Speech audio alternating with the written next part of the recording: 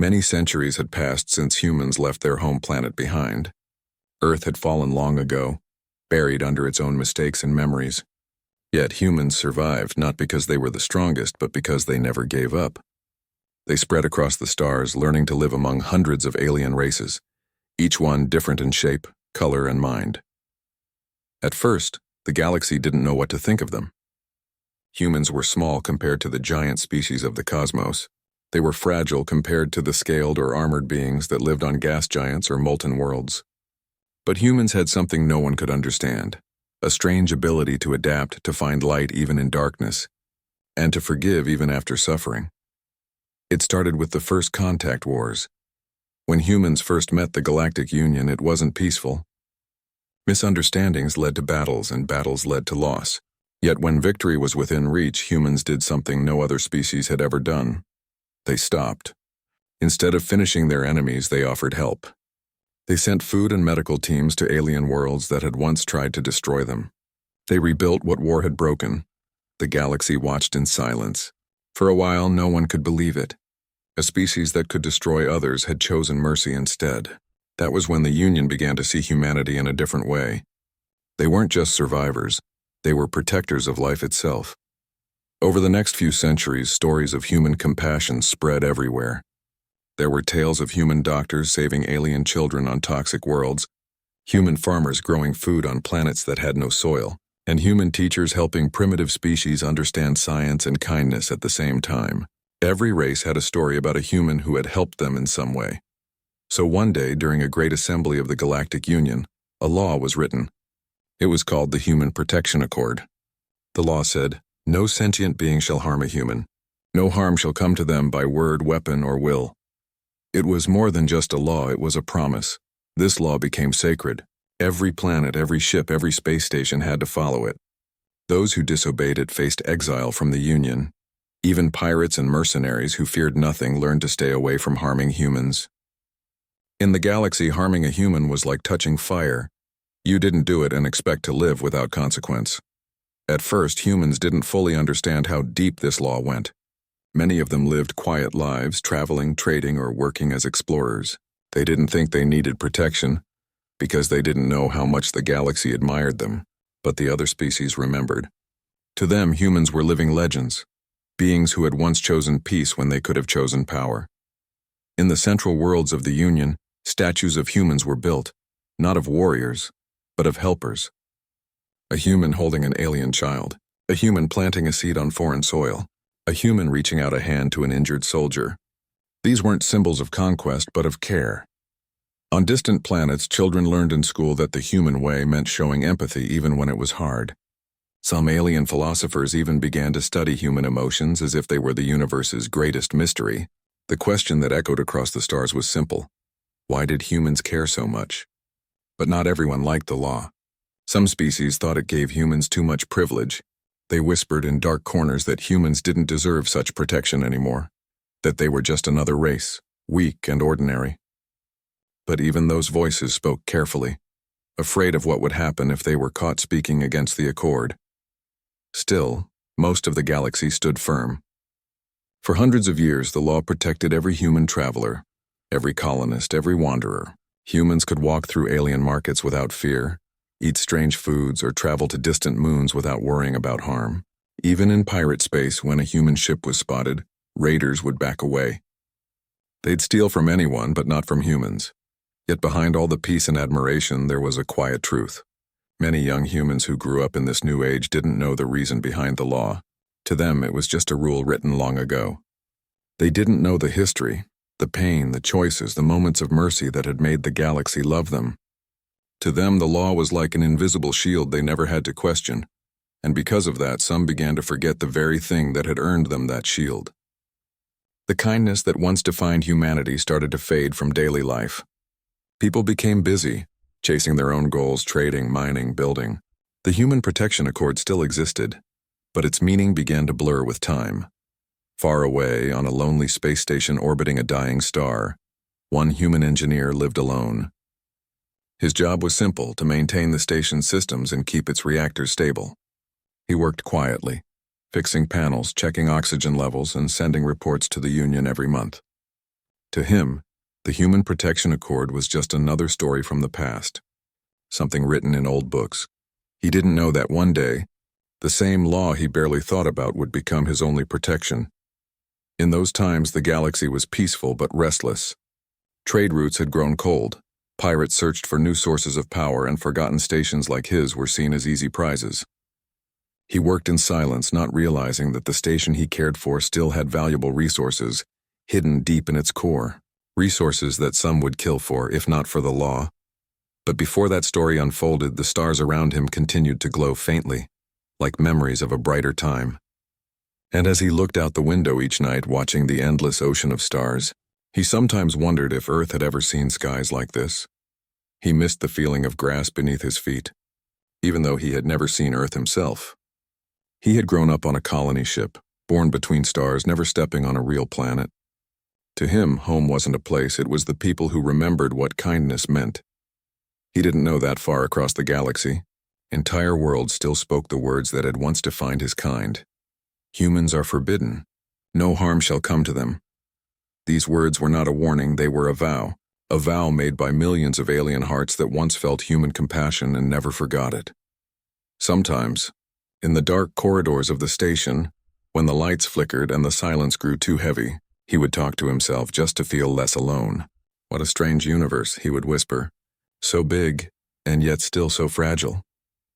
He would smile faintly, not realizing how true his words were. He didn't know that soon, the silence around him would break. And when it did, he would understand what those ancient words truly meant, not as a law written on paper, but as a promise carved into the very soul of the galaxy. For now, though, the galaxy slept. And in that vast, endless sleep, the legend of humanity's mercy lived quietly, waiting for the moment it would awaken again. The space station had been quiet for months. It hung near a dying star that gave off a faint red glow like a lantern about to burn out. The human engineer on board had grown used to the silence. His days were simple, checking systems, maintaining oxygen filters, and making sure the reactors stayed stable. The only sound he often heard was the soft hum of machines and the slow beating of his own heart inside the metal walls. He wasn't unhappy. He liked peace. But sometimes he felt like he was living inside a forgotten dream. The station was old, built in the time when humans were still exploring the outer edges of the galaxy. Most ships passed it by now, heading for more important routes. The communication relay had been weak for weeks, but he didn't think much of it. He believed that someone at the Union headquarters would fix it eventually. Outside the station, the star burned weaker every day. Its light was fading, and with it so was the energy that kept the station alive. The man knew he would need a new power source soon or risk losing everything. Oxygen, heat, even gravity. Still, he stayed calm. Humans had always learned to survive through patience and cleverness. One night, while he was repairing a damaged vent, his scanner blinked. It wasn't a system error this time, it was a signal. A small ship was approaching. The signal wasn't from the Union either. It was coming from deep space, from a direction where no patrol ships ever went. He stood up quickly and walked to the observation deck. Through the thick glass, he saw the faint outline of a dark ship. It looked worn, almost like it had been built from scraps. It moved slowly without broadcasting any identification code. That was unusual. He pressed the communicator. "This is Outpost 7, identify yourself," he said calmly. No answer came. The ship continued to approach, drifting like a shadow. For the first time in months, he felt uneasy. He tried again, this time louder. "Unknown vessel, you are entering a protected zone. Please identify yourself immediately." A few seconds later, the radio cracked with static. Then a rough voice replied, "We're just passing through. No need to worry, human." The word human carried a strange tone, half respect, half mockery. The engineer frowned. He recognized that voice pattern. It belonged to a species known as the Rithar, traders and scavengers who often dealt in scrap metal. They weren't usually dangerous, but they had a reputation for bending rules when it suited them. "Passing through," the man said. "You're less than 500 meters from my docking bay. That's too close to be an accident." The radio went silent again. He didn't like that silence. Something about it felt wrong. He walked to the console and activated the station's defensive scanner. Though it wasn't a weapon system, just a monitor that detected unauthorized entries. Then the lights flickered. A power drop. He looked up quickly. "No, not now," he whispered. He checked the reactor panel. Everything was fine. The drop wasn't internal. It was interference. The other ship was scanning him. He tried sending a message to the Union outpost nearby, but the signal refused to go through. The comms were jammed. That's when he realized the truth. This wasn't a visit. It was a raid, but then another thought hit him, one that made him relax just a little. He was human, and the law was clear. No one in the galaxy could harm him, not even pirates. He leaned back in his chair and spoke calmly into the mic again. "You know the rule. Human life is protected. Any act against me violates the Galactic Accord. You'll lose your license, your ship, and your freedom." There was a pause. Then the voice returned, quieter this time. "We know the rule. Don't worry, we won't touch you." The man didn't like the way the voice said it. Outside, the scavenger ship stopped moving, holding position. A few minutes later, his sensors detected movement near the cargo bay. They weren't boarding, at least not physically. They were trying to hack into his systems remotely. He smiled faintly. "Clever," he muttered. They couldn't harm him directly, but they could still make his life difficult. They could steal the station's power cells, disable life support, and wait for him to surrender. For a moment, he considered shutting down all systems and hiding in the emergency pod. But then he thought of something else. He remembered a story his grandfather once told him about the first explorers who faced danger with nothing but words and wisdom. Humans didn't win by fighting, they won by thinking. He went to the old control panel, which still had manual override keys. Most modern ships used AI locks, but this station was old enough to be half mechanical. That made it harder to hack. The intruders didn't realize that yet. He began rerouting power from the upper decks to the reactor shields, making it look like the station was losing energy faster than it was. The scavengers watching from their ship would think the systems were failing, and that he was desperate. Sure enough, within minutes, a new transmission came through. "We can help you, human," the voice said smoothly. "Looks like your power core is unstable. We can tow your station to safety if you just open your docking bay." He almost laughed. "Nice try," he said under his breath. Then he spoke aloud. "You're very kind, but I'll manage. I don't need assistance." The voice went cold. Refusing help might not be wise. You wouldn't want to be left here alone. He leaned closer to the mic. "I've been alone for months. It's peaceful. You should try it sometime." He cut the line before they could reply. For the next few hours, the scavenger ship circled the station like a hungry animal, trying to find a weakness. They couldn't enter by force, and they didn't dare fire a weapon, not with the human accord watching over every radio frequency. But they could wait. That's exactly what they planned to do. The human spent the night awake, listening to the hum of his machines and the faint vibration of the nearby ship. He wasn't scared, but he was alert. He knew they would keep trying, maybe even call others to join them. He looked at the small patch of Earth's flag on his jacket. It was old and faded, but it reminded him who he was, a descendant of people who never gave up, even when everything seemed lost. In the morning cycle, he sent a coded report through an old emergency frequency, one that didn't use the standard Union network. It was slow, but it would eventually reach someone. As he waited, he walked through the narrow halls of the station, checking the walls for damage. Everything was quiet except for the low growl of the ship outside. Through the observation glass, he could see its lights blinking in the distance. He didn't know that the crew aboard that ship were having their own argument. They wanted to board, but their leader refused. Even pirates knew better than to cross the human accord. If they were caught harming him, every planet in the Union would deny them trade and protection. They wouldn't survive a week. So instead, they tried another method. They shut down the small trade routes that supplied him with fuel and food. They wouldn't harm him, but they would isolate him. They thought hunger and cold would make him give up. The human didn't panic. He had rations for weeks, maybe months. He knew what they were doing and decided to let them think it was working. Every night he looked out the window at the same red star, thinking about how strange it was that one law could change the whole galaxy. A single sentence written centuries ago now stood between him and death.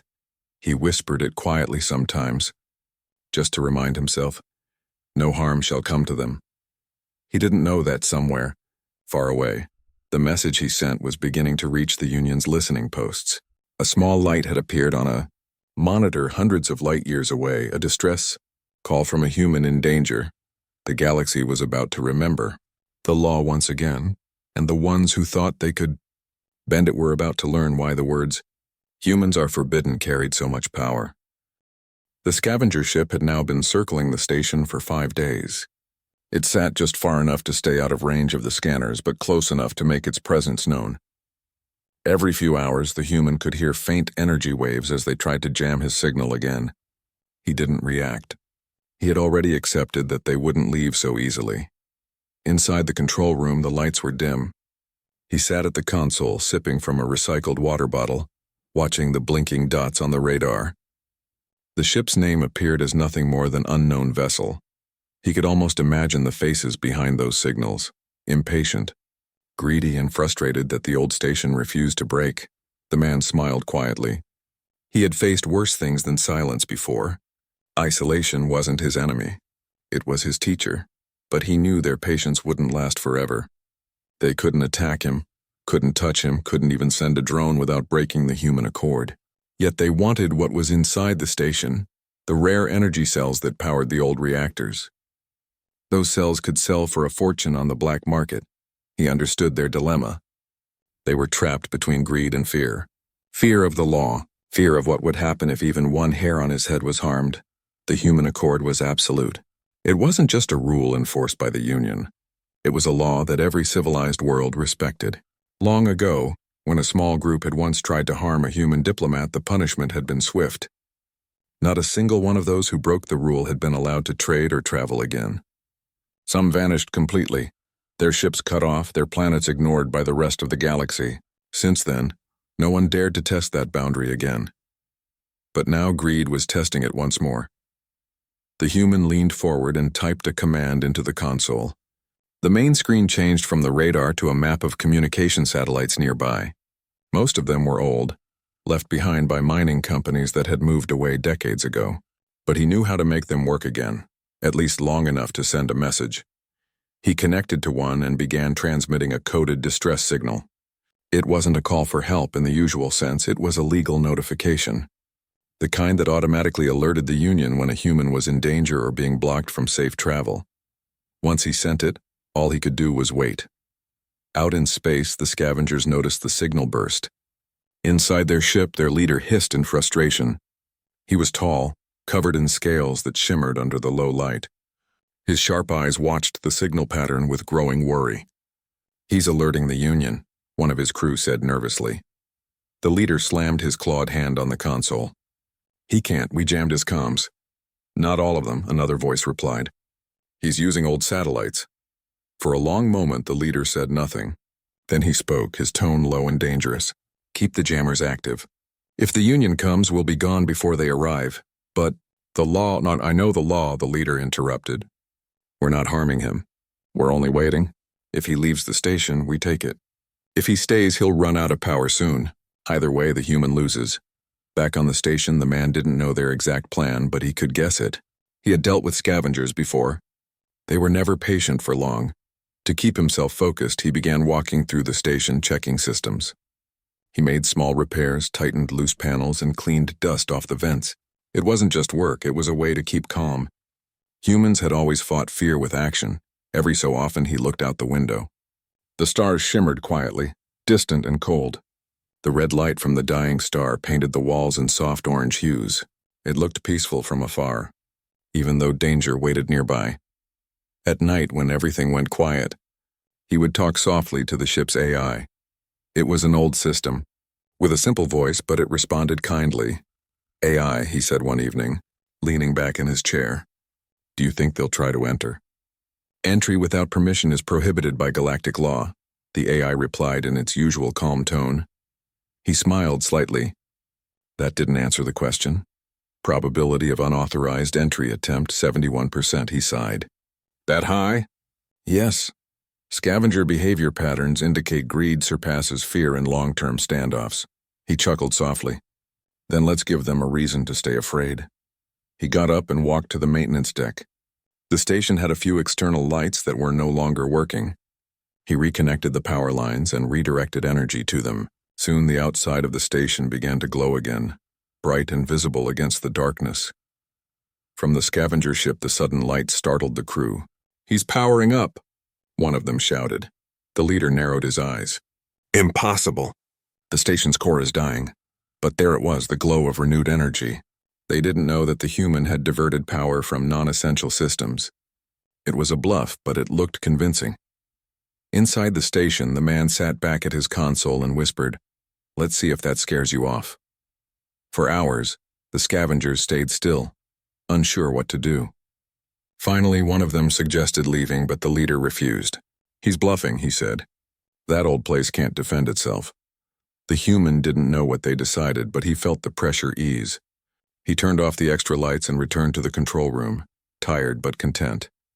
Then something unexpected happened. A new light appeared on his radar, a second ship. At first, his heart jumped, thinking the Union had responded to his signal. But when he looked closer, his smile faded. The ship's ID was hidden, encrypted. That meant only one thing: more scavengers. He realized the first group must have called for help. He stood there silently for a while, then whispered, "So, 2 against 1. Not very fair, still he wasn't afraid. The human accord wasn't about numbers, it was about principle. As long as he lived, that law would stand. The next day, the 2 scavenger ships started blocking his outgoing transmissions completely.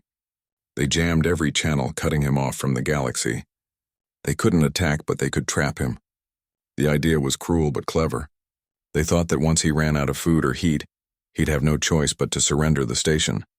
He spent those days rationing supplies carefully, fixing what he could, and waiting. He knew the Union would get his signal eventually. They always did. But he also knew that if he gave in too soon, they would strip the station bare and leave him floating in the cold. So he played their game with patience. One night, while checking the reactor levels, he saw something that made him smile again.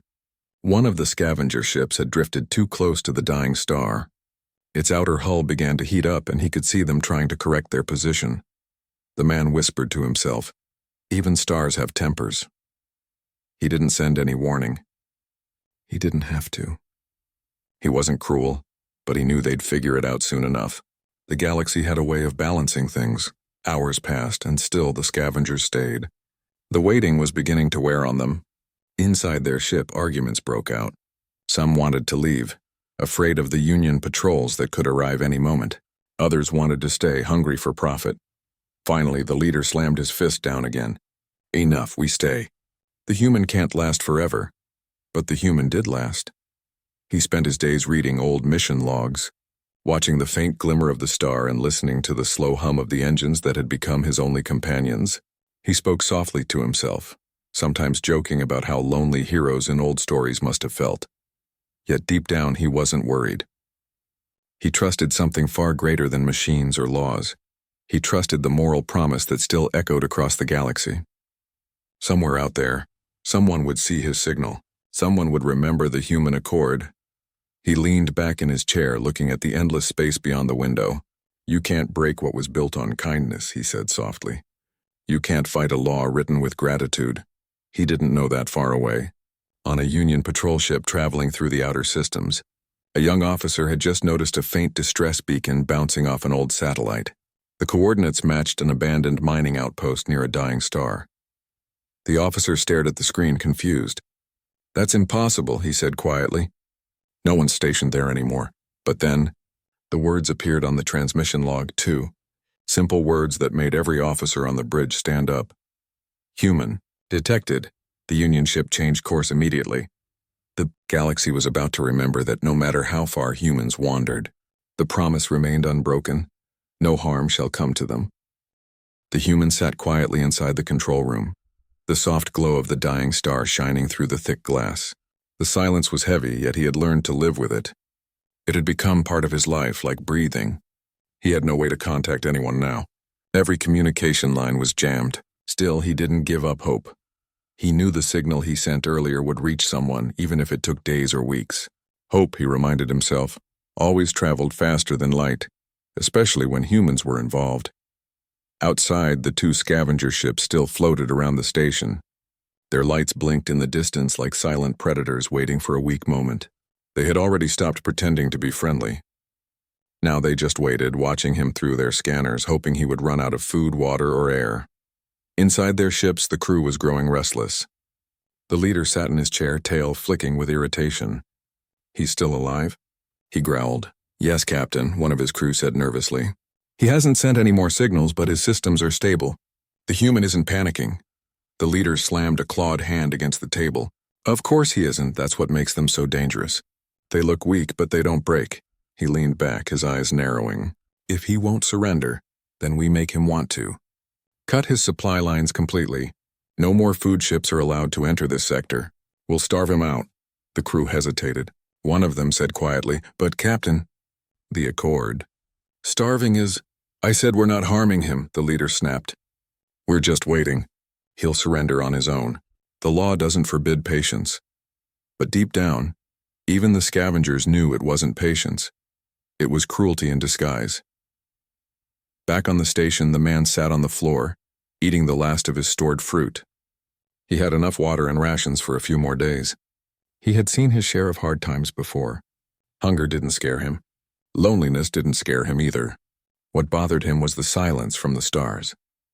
Usually the Union's patrol beacons blinked faintly across the horizon. Now nothing, just darkness. He wondered how far away his signal had gone and if anyone had noticed it. Still, he didn't lose faith. Humans rarely did. That night he decided to play a little trick. He opened the main communication panel and connected it to one of the old cargo transmitters. It couldn't send messages far, but it could broadcast sound. He smiled to himself and began speaking into the mic. "This is Outpost 7, he said in a calm, friendly voice. "I'm broadcasting for whoever's listening. The stars are quiet tonight. Maybe too quiet. But that's fine, I like the peace. Reminds me of home." He paused for a moment, then added, "I'm not sure if anyone out there remembers the Human Accord, but I do. It says no harm shall come to humans. I wonder if the stars still remember those words." He didn't expect anyone to answer, but he left the signal running. The sound of his voice traveled through space, bouncing off debris and satellites like a whisper carried by the wind. Hours later, on the Union patrol ship that had picked up his earlier distress signal, the faint sound reached them. It wasn't clear, but it was enough. A communication officer sat up suddenly. "Sir, we're receiving a human broadcast." The captain turned toward her. "A live one?" "Yes, sir. It's weak, but definitely human." The captain didn't hesitate. "Plot a direct course. Full speed." The crew didn't ask questions. When it came to humans, there was only one rule: help them no matter what. The Human Accord demanded it. Back at the station, the man didn't know that help was already on the way. He continued to work quietly, fixing minor systems and keeping the oxygen level stable. He talked to himself sometimes, joking softly to break the silence. "Maybe they're too scared to leave," he said with a smile. "Or maybe they're waiting for me to panic." He shook his head. "They'll wait a long time for that." Outside, the scavengers watched, growing more impatient. The leader was pacing now. "Why won't he do anything?" he muttered. "Why isn't he afraid?" One of his crew members replied, "Humans don't show fear easily. They believe the Union will always come for them." The leader sneered. Then maybe it's time they learn the Union can't protect them forever. But even as he said it, his hands trembled. Everyone in the galaxy knew that harming a human was the one thing you never did. The moment the Union got word, every patrol ship would come running. The man looked at the blinking lights of their ships and sighed softly. He wasn't angry at them. Pity maybe, but not hate. He knew what greed could do to people, no matter what species they were. He thought of Earth, the stories he'd heard as a child about its blue skies and green fields. He imagined people helping each other, sharing food, building homes, protecting one another even in the hardest times. That spirit, he thought, was what kept humans alive. Even here, in the middle of nowhere, that same spirit still lived in him. A few hours later, the station's power flickered again. This time, it wasn't interference. The core was running dangerously low. The man quickly adjusted the settings to keep life support running longer. He could manage another 2 or 3 days if he rationed carefully. He sat back in the chair, exhausted but steady. 2 days, he whispered. That's all I need. 2 days for someone to hear me. And someone did. On the Union patrol ship, alarms beeped. The signal was now clear. They had locked onto the coordinates. "We found him," the communication officer said. The captain's expression softened. Prepare a rescue team. Send an open channel warning to the nearby sector. Any ship near those coordinates will face immediate inspection. Within minutes, the message spread across subspace. Human life in distress. Article 17 of the Human Protection Accord activated. No unauthorized ships may approach. The scavengers heard it first. On their ship, the crew went silent. The leader froze, staring at the blinking warning on his screen. His voice cracked when he spoke. They found him. What do we do, Captain? One of his men asked in panic. He hesitated, his pride fighting against fear. We pull back, he said finally. No one challenges the accord. They began to retreat slowly, their engines glowing faintly as they turned away from the dying star. But it was too late. The Union ships were already close enough to detect them. On the station, the man noticed movement on his radar. The scavenger ships were leaving. His eyes widened. They're running? He whispered. Then, that must mean... A soft chime echoed through the control room. An incoming transmission. This is Union Patrol Vessel 42, said a calm voice.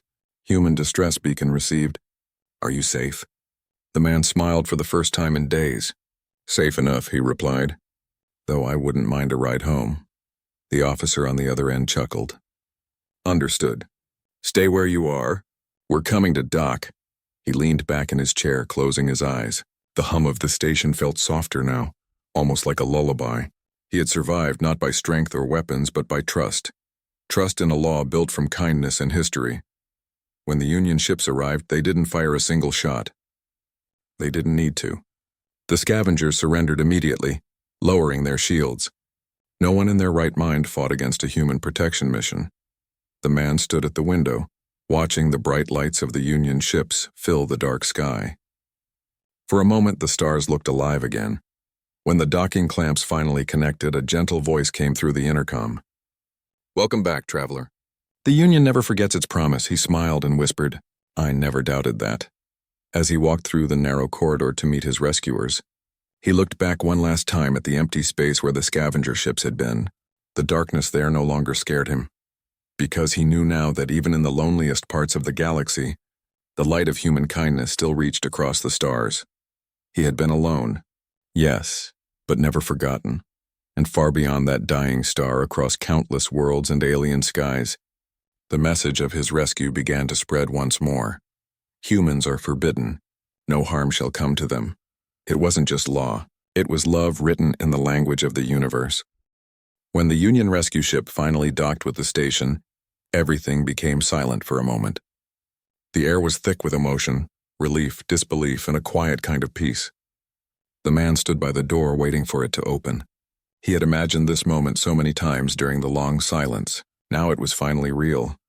The metallic doors slid open with a hiss and a soft white light filled the room. A group of officers stepped through, their faces calm and welcoming. One of them held out a hand.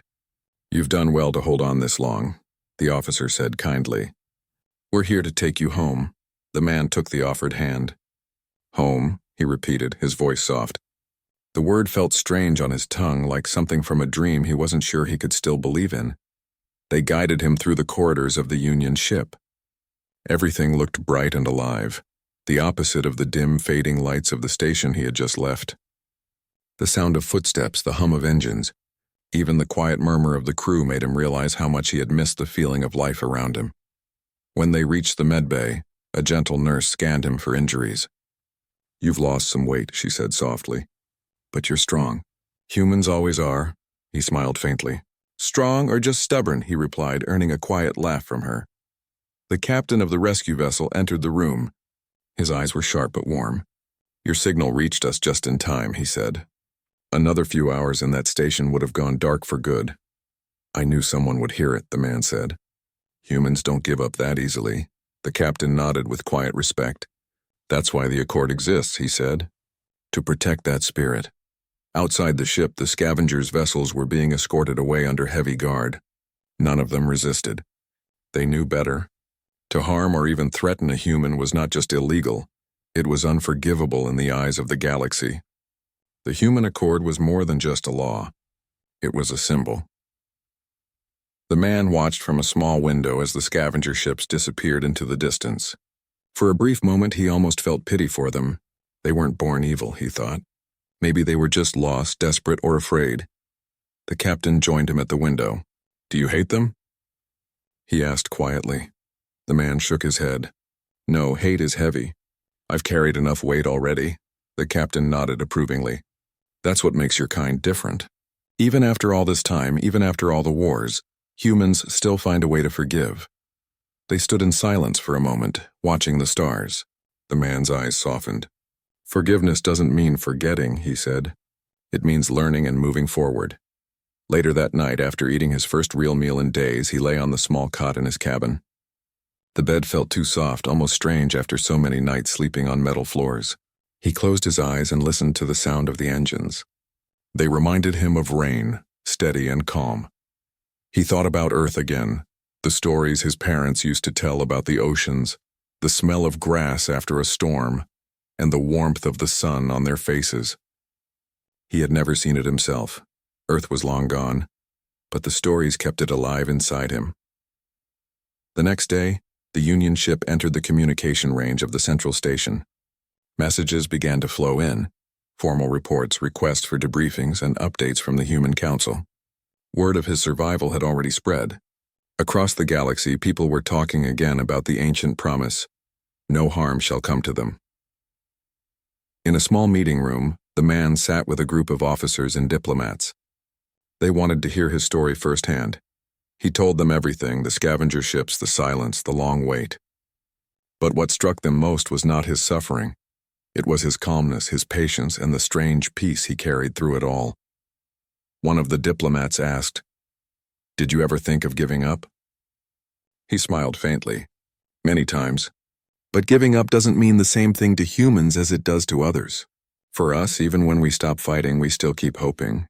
That's what keeps us alive." The room went quiet.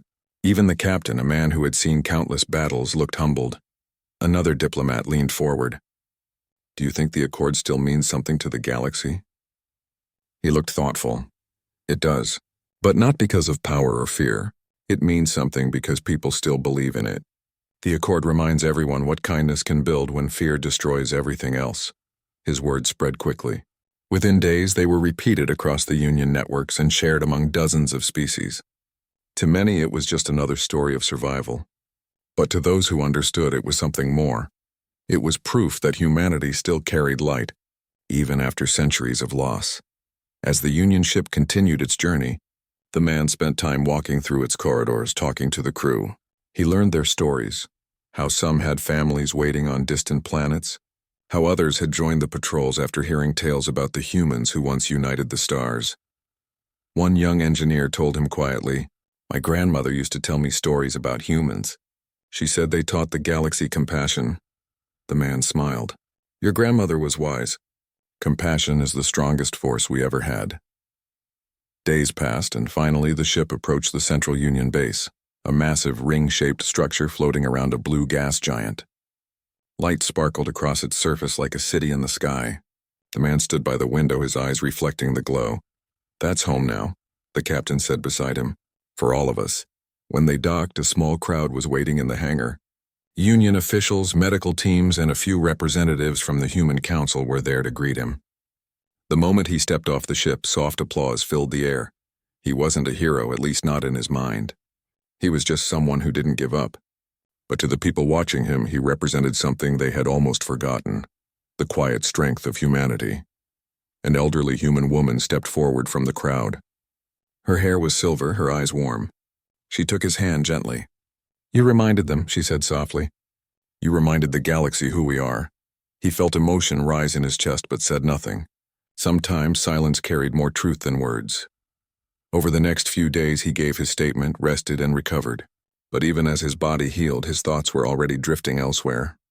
He had seen too much to simply return to a quiet life. He wanted to make sure no one else was ever left behind again. So when the Union Council offered him a position as a human liaison, to travel between colonies, ensure the Accord was respected, and protect those who couldn't protect themselves, he accepted without hesitation. He wasn't doing it for power or glory. He was doing it because someone had once done the same for him. His first mission was to visit the outer colonies, where whispers of human mistreatment had begun to surface. It was a delicate task, one that required patience and understanding. But he knew what to do. On his journey he met many species, some curious, some cautious, and a few openly afraid. They all had their own stories, their own scars. And slowly, by listening and sharing, he began to build something fragile but real. Trust. Everywhere he went, he carried a small piece of the old station's metal in his pocket. It reminded him of where he came from, of the silence he had survived, and of the promise that had saved him. One evening, as he stood on the deck of another ship, watching the stars shimmer across the void, he whispered to himself, "We're still here, and we always will be." His voice was soft, but it carried a quiet strength. It was the same strength that had once built worlds, ended wars, and written laws of peace across the stars. Far away in distant systems, people still spoke the words that defined an era. Humans are forbidden. No harm shall come to them. But now it meant more than ever before. It wasn't just a command. It was a reminder that even in the darkest corners of space, the heart of humanity still beat strong. And as the man looked into the endless sea of stars, he smiled. Somewhere out there, he thought, someone was listening, just as he had once waited for a voice in the dark. He turned away from the window, ready for the next mission, carrying with him not fear, but faith. Because even after everything, he still believed in the same simple truth. No matter how far humanity traveled, or how much time passed, they would always find their way home, together. Time had passed since the rescue. The man who once waited in silence aboard a dying station was now a traveler among the stars again, but not as a survivor this time. Now he carried a purpose. He had become a voice that reminded the galaxy why the human accord existed in the first place. Everywhere he went, people listened to him, not because he had power, but because he spoke with honesty. His words were never full of pride or command.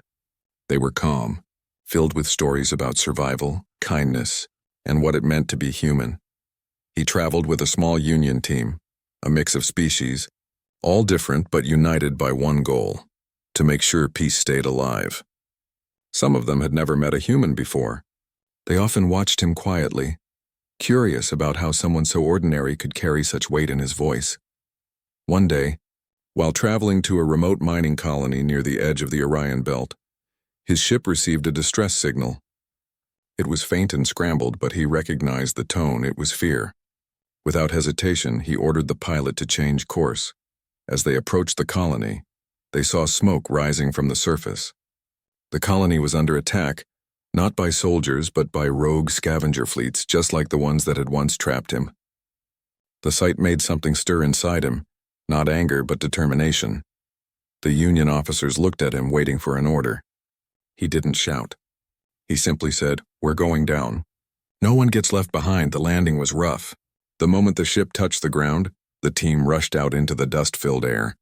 The colony was half destroyed, buildings broken, power systems failing. Among the chaos, civilians were hiding in shelters, frightened and confused. He ran forward, helping lift debris with his bare hands.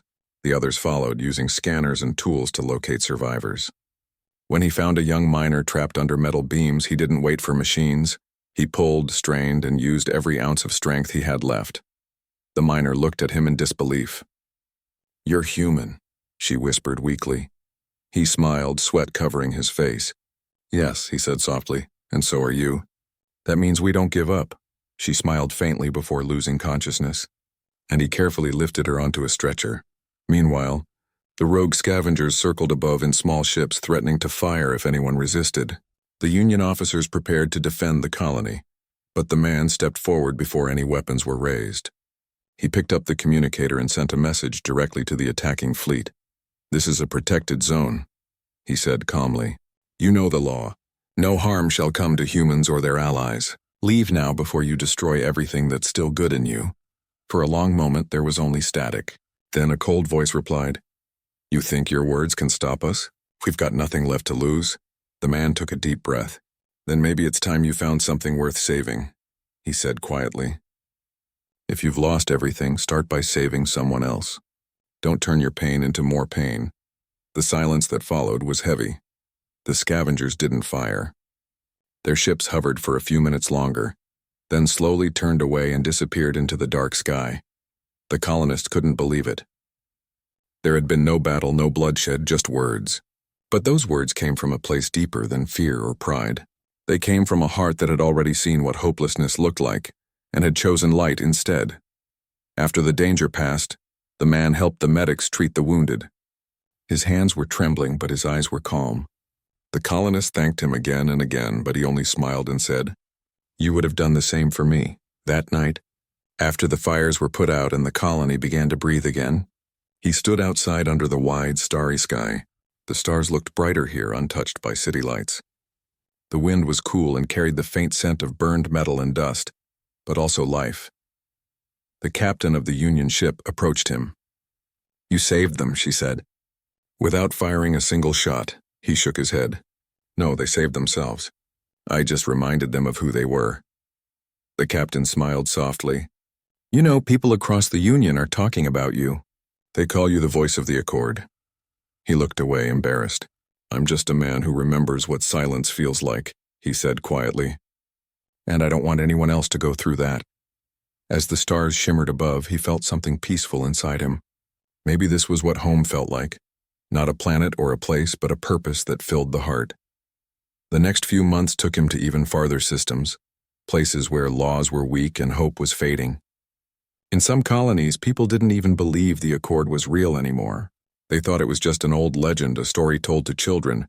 But when they saw him, when they saw a real human standing there among them, they remembered. The sight of him alone reminded them of the promise their ancestors made long ago. In one small settlement on a desert moon, a child approached him shyly. She held out a small handmade token shaped like a star. "For you," she said. "You help people." He knelt down and took the token gently. "Thank you," he said softly. "But remember, helping people is something anyone can do. You don't need to be special to make a difference." The girl smiled. "You sound like my teacher. Maybe your teacher is smarter than me," he said with a grin. The people of that moon would later tell stories about the human who came from the stars and spoke with kindness instead of power. And somehow those stories began to spread again, just like they once had long ago. Years passed and the man's hair began to turn gray. He had traveled farther than most could dream, seen worlds both beautiful and broken, and met beings so different yet so familiar. Through it all, he carried one truth, that peace wasn't built by laws, but by hearts that chose understanding over fear. One day, he returned to the same Union base where his journey had begun after the rescue. The halls looked the same, but he felt different. A young officer greeted him warmly and said, "You've inspired generations. The Accord lives because of you." He smiled softly. "The Accord lives because people still believe in good," he replied. He walked to the observation deck and looked out at the endless stars. Somewhere out there were the ruins of the station where it all began, orbiting a dying star. It was probably cold and dark now, forgotten by everyone but him. But he didn't feel sad. He felt grateful. That station had been his test, his silence, his teacher. It had shown him that even in the darkest places, the smallest light could still survive. As he watched the stars, he whispered to himself, "No harm shall come to them." The words weren't just a law anymore, they were a promise, a prayer that had carried through generations. And now he knew it was more than about humans, it was about everyone. Peace was not a rule written by governments. It was a choice made by hearts that refused to stop caring. As he stood there, a voice came through the intercom. "Ambassador, a message from the council. They want to know if you'll attend the upcoming summit." He smiled. "Tell them I'll be there. There's still work to do." He turned away from the stars, his step steady and strong. He was older now, slower perhaps, but the fire inside him was as bright as ever. Somewhere deep inside, he knew his journey would end one day, but that didn't frighten him, because even when he was gone, the words would remain. Others would carry them forward. Others would speak for peace, for kindness, for life. And maybe, just maybe, one day the galaxy wouldn't need the Accord anymore. Maybe it would simply live by the truth it had taught for centuries. No harm shall come to them. Until then, he would keep walking, keep teaching, and keep believing. As he left the deck, the stars outside shone a little brighter. As if the universe itself was listening, the man smiled, whispering one last time, "We're still here." And in that endless silence between stars, The words echoed like a heartbeat, soft, steady, eternal.